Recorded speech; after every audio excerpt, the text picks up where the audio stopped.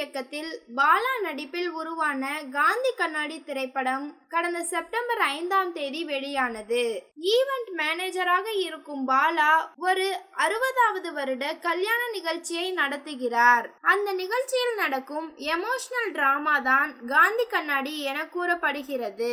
ரூபாய் 1.25 கோடிக்கு மேல் வசூல் வேட்டை நடத்தியுள்ள இப்படம் விமர்சன ரீதியாக நல்ல வரவேற்பை பெற்றுள்ளது.